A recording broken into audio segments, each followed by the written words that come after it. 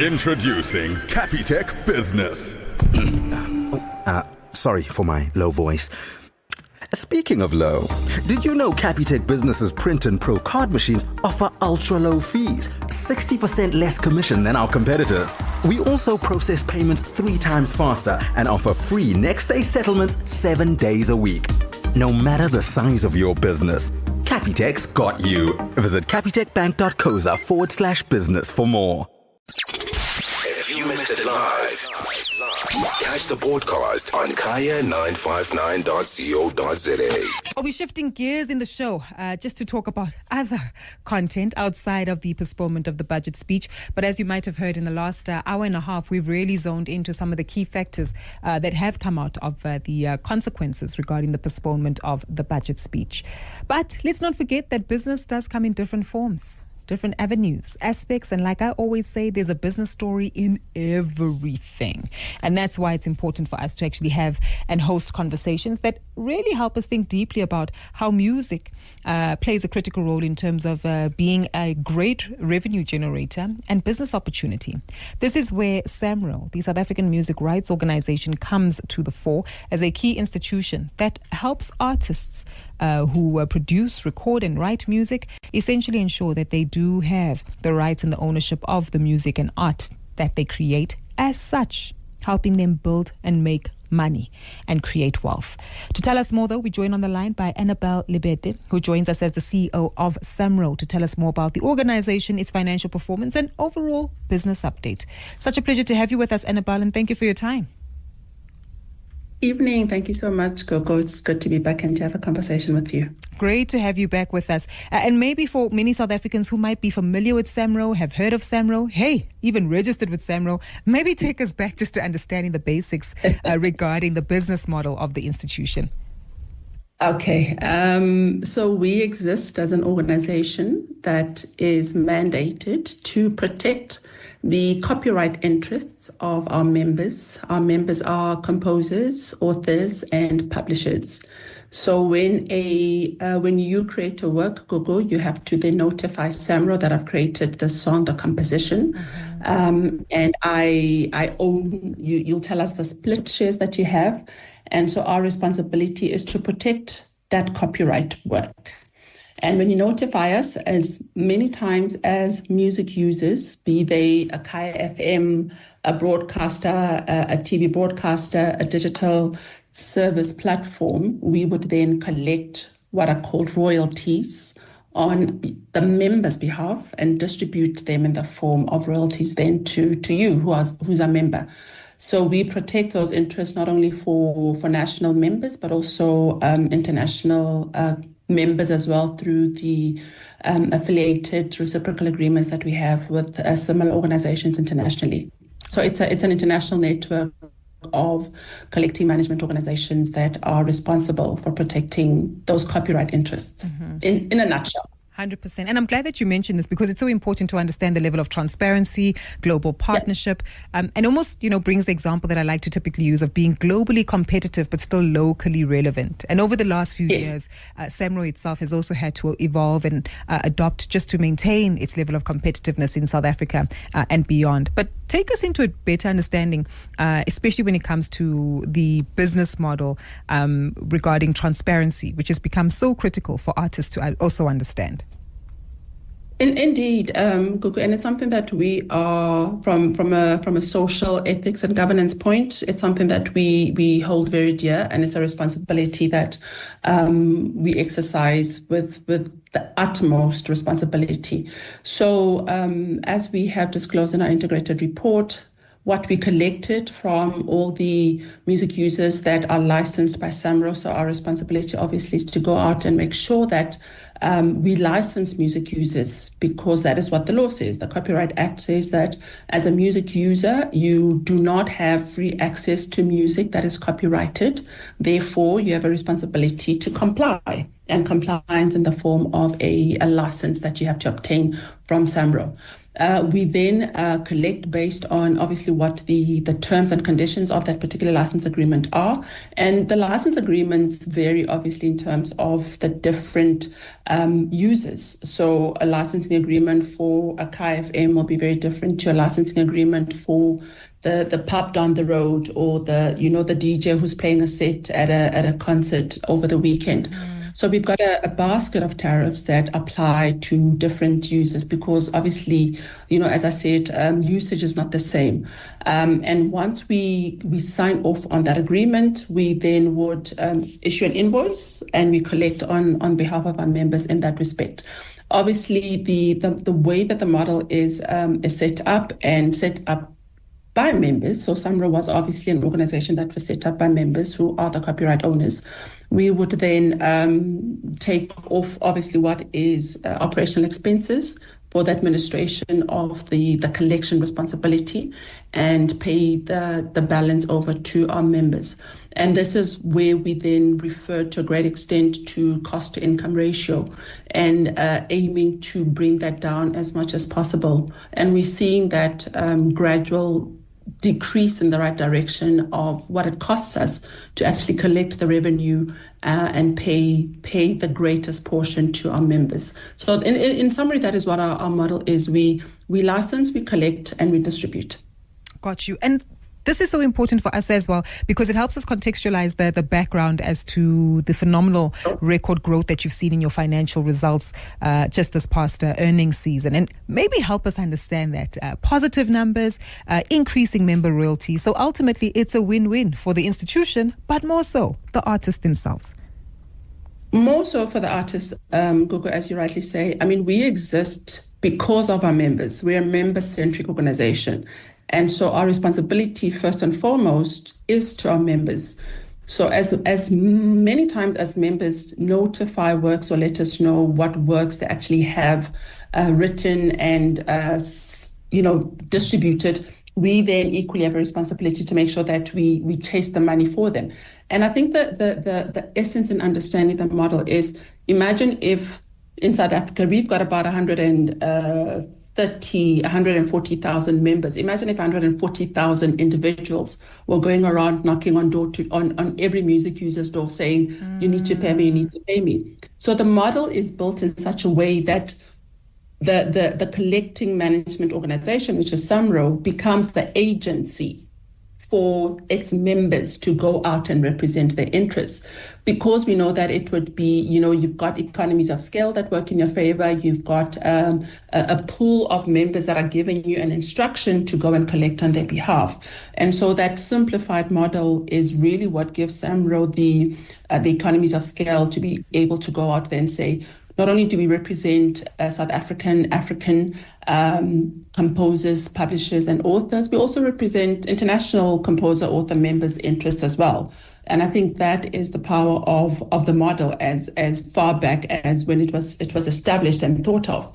That you really need the legislative backing to support and enable you to do that regulatory function, but also you need the music users to comply and understand what that responsibility is, because it is an asset that we're managing. It's somebody's property that we're managing, and you wouldn't just go and camp out in somebody's backyard just because, right? So in the same way that, the Copyright Act requires music users to acknowledge that they're using somebody else's property. In this instance, it's intellectual property, and therefore they then have to remunerate the owners of that right accordingly. 100%. This is so important because, as you mentioned, the landscape is also shifting and changing. Before it was just about, music or DJ that might perform, music on the radio, on television, but we've got streaming platforms. So music is used on social media as well. 30 seconds of someone doing a dancing instruction to a video,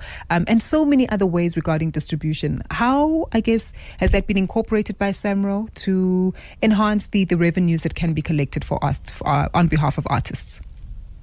Well, for the year that we're talking about, Google, we had a significant increase, year-on-year increase of just around 33% in digital revenue. And this also aligns with international growth patterns that we're seeing, that consumers are no longer, the patterns of consumption around music have changed drastically in the past 10 years. And so there is a decrease in consumers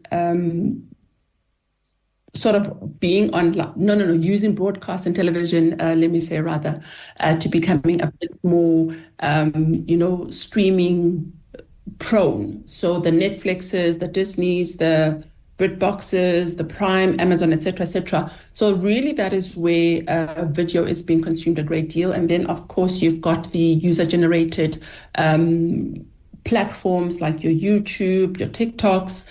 And again, it speaks to what I said earlier. The baseline is wherever or whoever uses music has to pay for that music. Mm-hmm. So from a traditional media perspective, which was your broadcast, your TV stations, your SABCs, etc., multi-choice, etc., to now what we're seeing on the video on demand spaces, the digital service platforms that are opening up and really, I think, dismantling and disrupting traditional broadcast and consumption patterns that we know. So it's positive in that respect, that as more and more digital platforms come on stream and become prevalent in any jurisdiction, that also equally means that your earning potential also grows. And as I said, a 33% growth in digital revenue income is significant for our members, and that's what we have to protect.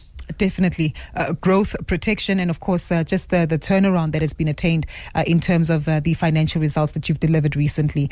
I am so intrigued, just in terms of, the work and the effort it took to get these numbers. In hindsight, of course, it's always easy for us, especially as stakeholders, to think, well, this was a breeze, Annabell. But you've really put in the work in the last 2 years. Long shot.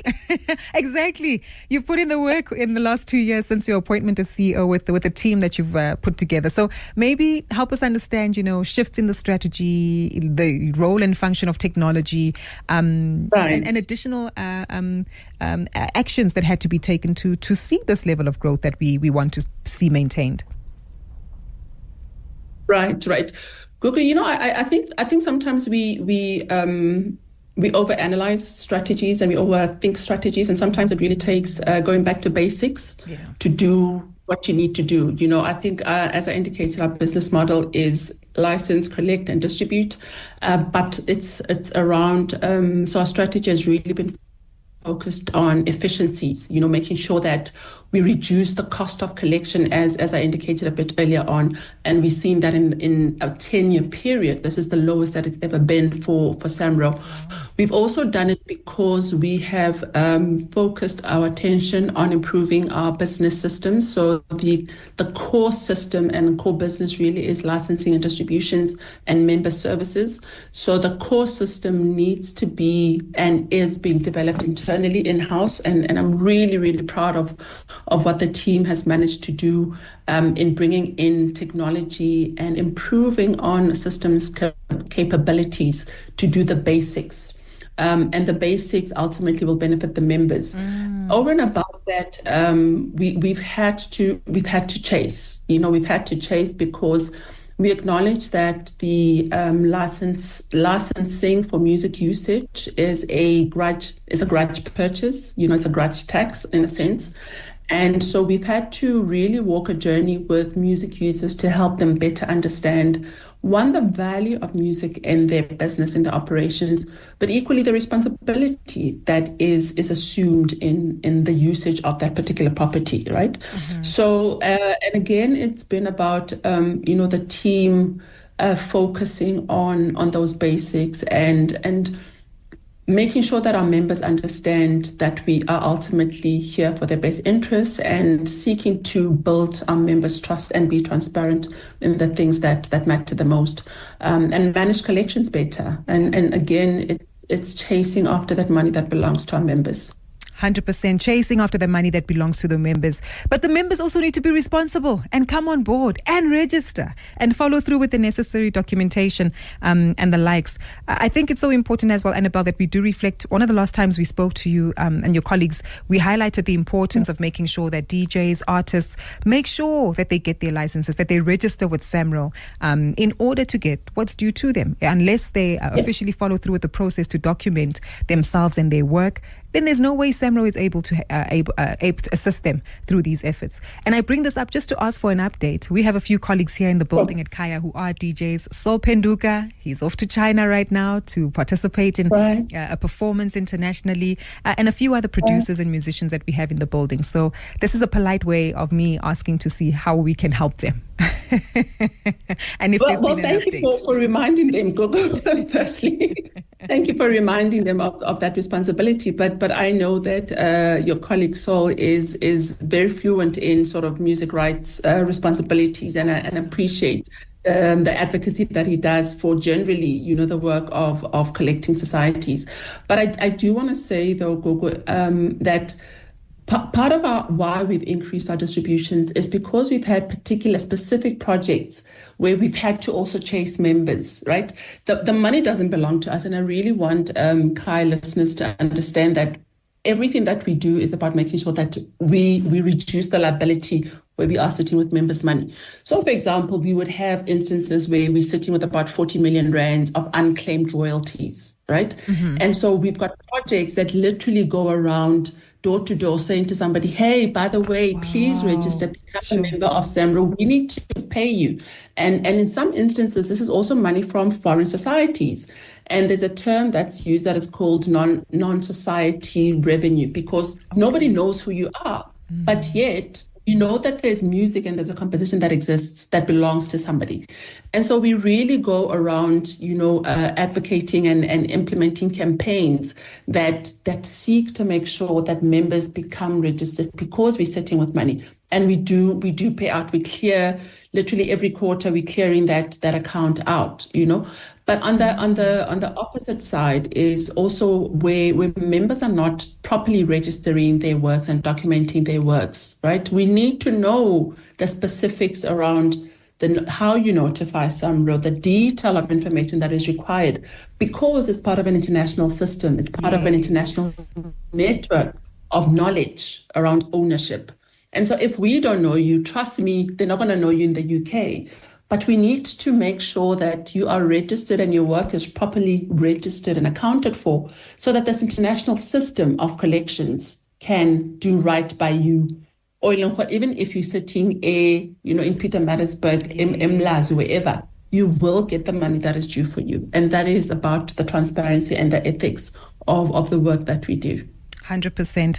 Such a pleasure speaking to you, Annabell, and tremendous job well done to you, your leadership, and the team that you work with in really restoring the financial viability and efficacy that we see at SAMRO, maintaining its global competitiveness the world over, largely for the benefit of South African musicians, artists, and contributors. So thank you for your efforts, and we look forward to seeing these numbers continue to improve. Thank you, Gogo. It's been a pleasure. Thank you. That's Annabell Lebethe, who is the CEO of SAMRO, joining us tonight. If you missed it live, catch the podcast on kaya959.co.za.